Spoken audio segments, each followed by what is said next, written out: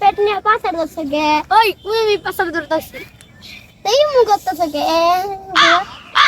আমার পেটে ব্যথা করতেছে, আমি বুঝতেছি, তুই বুঝবি? কি পেটে কি মুখ ব্যথা করতেছে? তুই বুঝবি না, তুই এনতে হর।